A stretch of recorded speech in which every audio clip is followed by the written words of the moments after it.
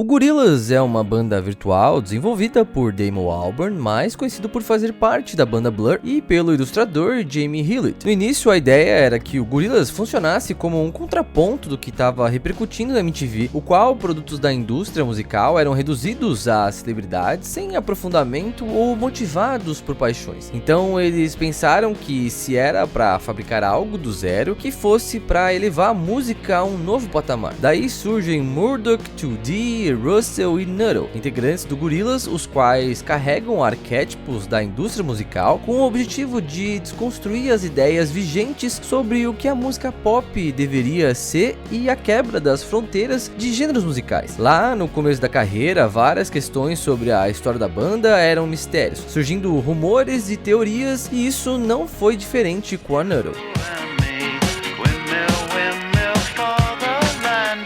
Nascida em 31 de outubro de 1990 em Osaka, no Japão, a história de Nuttall com o Gorillaz começa 8 anos depois, em 98. Após o Russell flagrar a Paula Cracker, até então guitarrista e namorada de 2D, junto de Murdoch no banheiro da Kong Studio, casa estúdio deles. Rolou ali um caso de família pesado, o qual resultou na saída de Paula. Sem guitarrista, eles colocam um anúncio dizendo que buscavam por um novo. Dentro das 24 horas seguintes, chega um pacote dos Correios na porta da Kong Studios. Segundo o 2D, quando Murdoch trouxe a caixa para dentro, Nuttall pulou da caixa com uma guitarra Les Paul e executou um solo de guitarra que parecia com 200 demônios gritando em árabe, e achou simplesmente incrível. Como ela só falava japonês e essa era a única palavra que os colegas da banda entendiam, após terminar o solo com chutes de karatê a uma altura de 20 pés, ela se curvou e disse uma única palavra: Nuttall. Como ela só falava em japonês e essa era a única palavra que os colegas de banda entendiam, ela logo foi batizada de Nuttall. Murdoch comenta que era perceptível a energia que ela possuía e que a partir daquele momento a banda estava complexa e passava a se chamar Gorillaz, já que antes era Gorilla sem a letra Z. Russell explica que apesar da problemática do idioma, era visível que a Nuttall gostava de música de uma maneira real e que suas habilidades na guitarra eram fenomenais e exalavam amor puro, além de ter ajudado o fato de que ela tinha a habilidade de rir de Murdoch, como quem diz que isso ajudou na hora ali de se enturmar. Quem era Nuttall, seu nome verdadeiro, qual era o seu passado e como ela chegou através de uma caixa eram mistérios para a pequena Nuttall, que não se lembrava de nada, mas apesar disso sua presença era única e equilibrava perfeitamente na banda. Dentre suas referências na guitarra estavam Johnny Thunders, guitarrista do New York Dolls, e Rich Sambora, guitarrista até 2013 do Bon Jovi. Foi apenas em 2001 que a banda lançou seu primeiro álbum, auto-intitulado Gorillaz, que até comemorou 20 anos recentemente, o qual conseguiu emplacar logo de cara o terceiro lugar nas paradas do Reino Unido, rendendo uma turnê longa e exaustiva pelo mundo. Havia muito tempo que a Nuttall não retornava ao Japão, e em uma das noites de turnê em Osaka, ela começou a se sentir estranha como uma turista e teve as visões as que a deixaram inquieta. Até então seu passado não importava, mas a partir daquele momento muitas questões vieram à tona. Nuttall relata em Rise of the Ogre, livro autobiográfico da banda lançado em 2006, que toda grande banda é destruída por seu sucesso. Bandas de desenho animado não são exceção. Ela explica que era possível ver como Murdoch estava diferente e fascinado pelo sucesso. Se antes ela via encanto em estar no Gorillaz, após a turnê ela se sentia em uma prisão. Nuttall precisava buscar a luz novamente, respirar e descobrir a verdade sobre seu passado. Essas angústias a levaram a retornar ao Japão em 2002. Ela não sabia por onde e pelo que buscar, mas sabia que seria a jornada certa a se fazer. A Nuttall ficou hospedada por quase um ano em um hotel cápsula, o qual acabou lhe rendendo uma bela despesa. Chegaram a mencionar rumores e boatos sobre bases secretas no exército militar. Ela sentia que estava perto de encontrar a resposta, mesmo não sabendo o que exatamente era. De alguma forma, aquela informação mexia ali com as suas intuições. Próximo ali de desistir, ela decide ir em um restaurante que servia peixes. Nuttall acidentalmente derruba uma das bandejas do garçom e ouve alguém gritar Ocean Bacon, e a partir disso tudo veio à tona. Uma combinação aleatória de palavras fez com que ela reacessasse suas memórias e lembrasse absolutamente de tudo. Com a barulheira, o cozinheiro veio averiguar o que havia ocorrido, e quando a Nuttall viu, se tratava de seu mentor no exercício, o Sr. Kizo. Ele ficou surpreso com a presença de Nuttall e decidiu contar a verdade verdade sobre seu passado. Desde seu nascimento, a Nuro ficou sob custódia de Sr. Kizo e foi criada junto de outras 22 crianças em um projeto experimental do exército japonês. O intuito era que as crianças se tornassem máquinas de guerra. A função de Sr. Kizo era treinar as crianças em artes marciais, línguas, computação e habilidades no console de videogame e o Game Boy. Cada criança recebia uma habilidade especial diferente e no caso dela era a música. Sua especialidade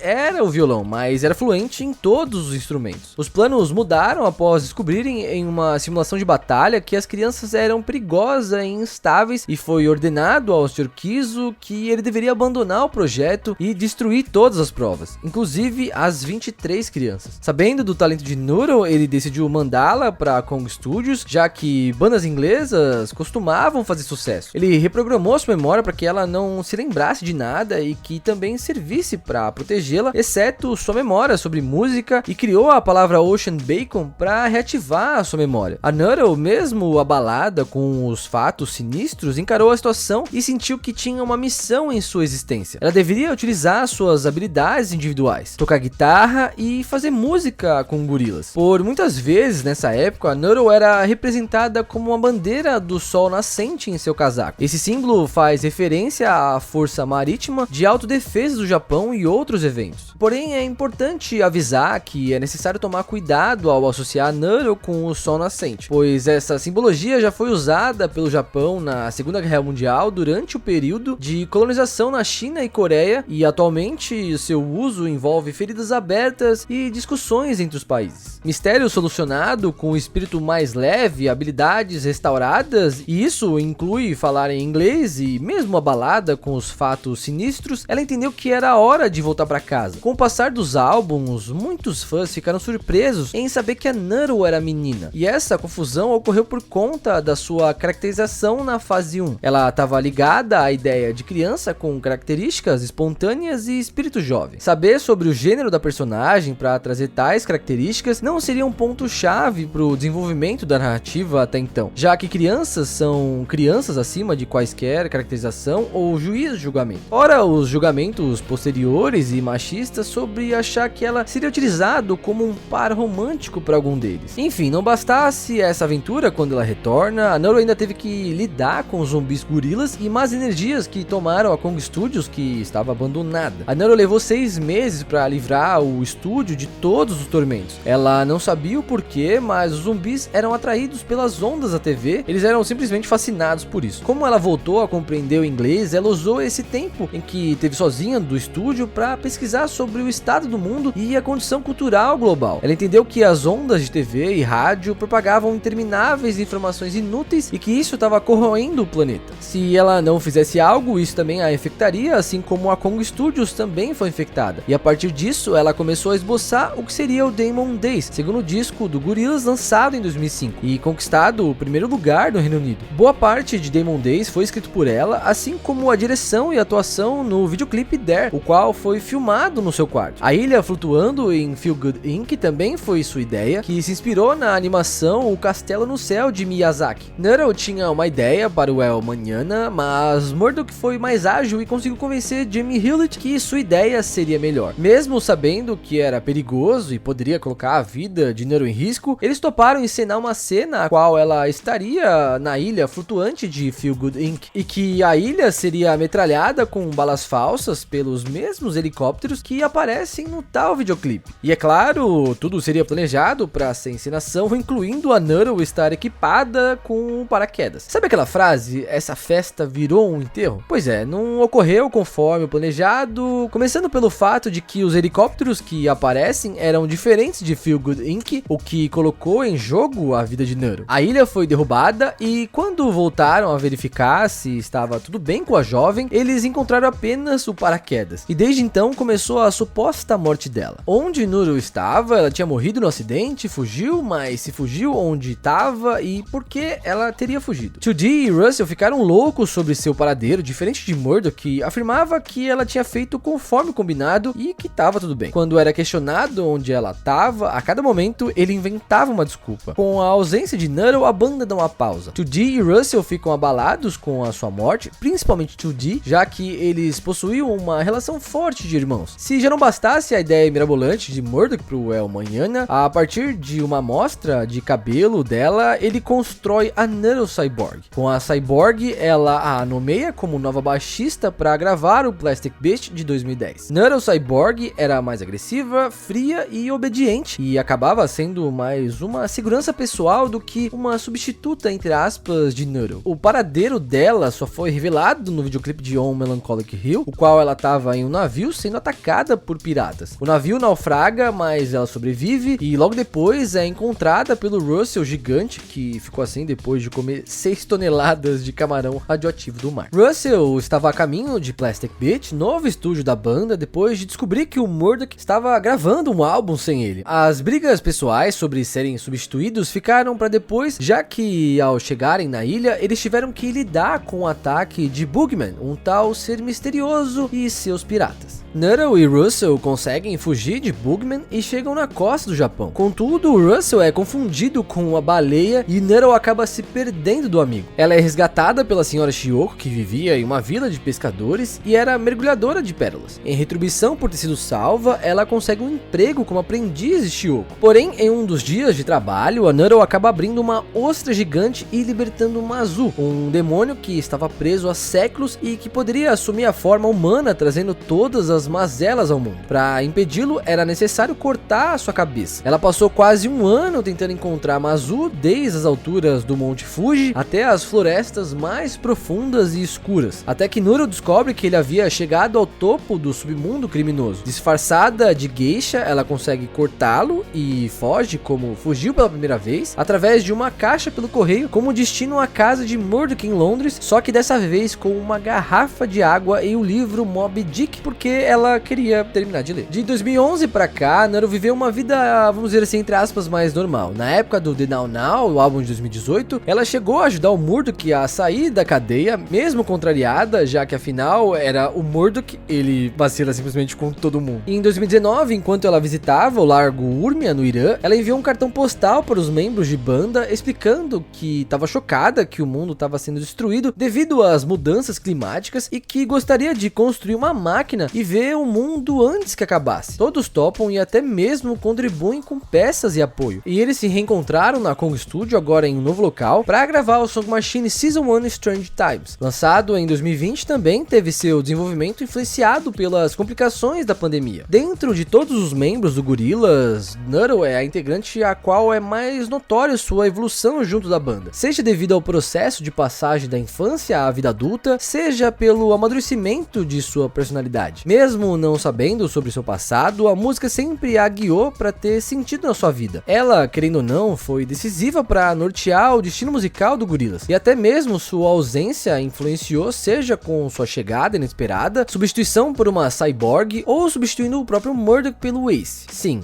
o Ace das meninas superpoderosas. O mundo sempre a inspirou a fazer música, seja pela beleza em se viver, seja pelas catástrofes produzidas pelo próprio ser humano. Desde o momento em que ela se acertou com seu passado, ela fez de sua habilidade seu único destino possível, que é viver pela música. E ela não conseguiu isso porque ela carrega os estereótipos de japonesa zen, entre aspas, e sim porque ela soube tomar decisões conscientes sobre a vida e utilizá-las ao seu favor, sem que seu passado a condenasse pela eternidade. Ela traz ao Gorillaz a sensatez, confiança e ousadia de quem sabe fazer escolhas com sabedoria. Artista que traz na música sua paixão, motivação e conceitos. Nuttall decidiu fazer de suas características o melhor que ela podia, fazer da música o seu único motivo entre sua narrativa ficcional e sua hiperexistência musical.